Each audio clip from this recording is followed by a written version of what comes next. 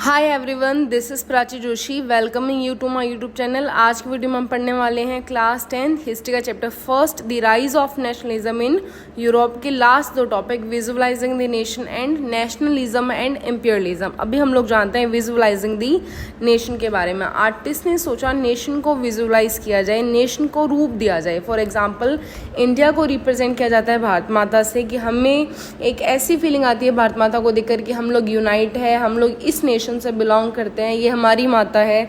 वैसे ही artist in the 18th and 19th century found a way by personifying a nation. Nations were then portrayed as female figure. It sought to give the abstract ideas of the nation a concrete form. कि Europe के जो artist थे उन्होंने देश को रूप देना start किया अलग अलग फीमेल फिगर के थ्रू। जैसे हम लोगों ने फ्रेंच रेवोल्यूशन में देखा, artist use the female allegory to portray ideas such as liberty, justice and the republic. Marianne को फ्रांस की एलेगरी बनाया गया फ्रेंच रेवोल्यूशन के टाइम पीरियड में कि लोगों को ऐसा फील हो कि ये हमारा नेशन है, क्योंकि मैरियन एक पॉपुलर नाम था उस समय के नामों में से, तो इस नाम को ही विजुअलाइजेशन कर दिया गया। मैरियन एक एलिगरी कंस्ट्रक्ट कर दी गई फ्रांस के लिए।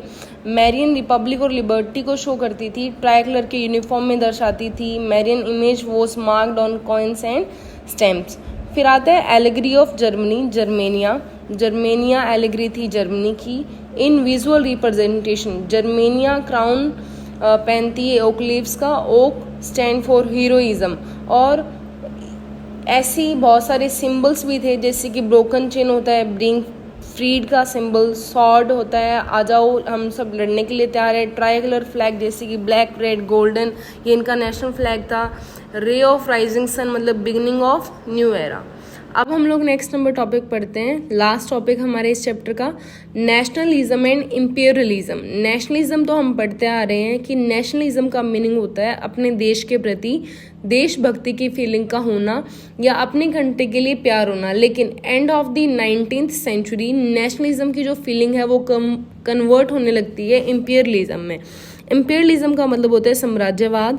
ए large nation being to occupy smaller nation to expand its territories and power, this is called imperialism. जो देश आज़ाद होते जाते हैं वो अब छोटे देशों पर कब्जा करना चालू कर देते हैं। जैसे कि बड़े बड़े देश थे, इन्होंने अपनी नेशनलिस्ट सेंटिमेंट्स को मैनिपुलेट करते हुए अपने एक्सपेंशन को बढ़ाया, लेकिन बाकियों के ऊपर कंट्रोल करना चालू कर दिया अपने टेरिटरीज को बढ़ाने के चक्कर में। For example Britain control over India.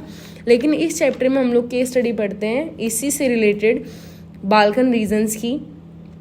A region of geographical and ethnic variation comprising modern day Romania, Bulgaria, Albania, Greece, Macedonia, Croatia, Bosnia, Herzegovina, Slovenia, Serbia and मॉन्टेगो।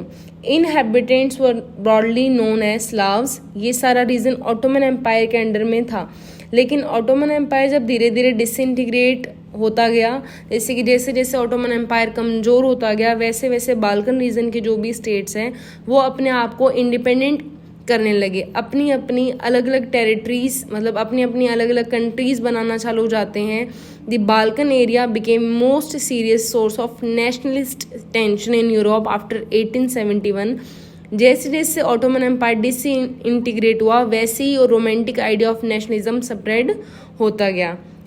The Balkan region became explosive and सारे देश अपने आप की independent declare कर देते हैं। They use history to prove that they once became been independent but had subsequently been subjugated by foreign powers. पूरा Balkan region आज़ाद होता जाता है ऑटोमन एम्पायर से। So Slavic nationalities struggle to define their identity and independence. ये सारे देश आपस में बहुत ही ज़्यादा जलना चालू हो जाते हैं एक दूसरे से, ये आपस में जलते रहते हैं, जिसकी वजह से हर कंट्री ये चाहती थी कि मेरा डोमिनेंट ज़्यादा हो, मेरा डोमिनेशन रीजन सबसे बड़ा हो। Each hoped to gain more territory at the expense of the other.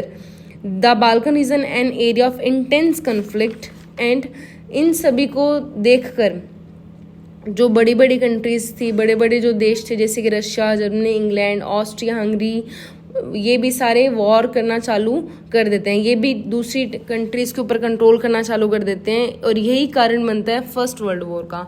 I hope आपको इस चैप्टर के सारे टॉपिक्स अच्छे से समझ में आए होंगे। Take care, tata, bye bye and thanks for watching.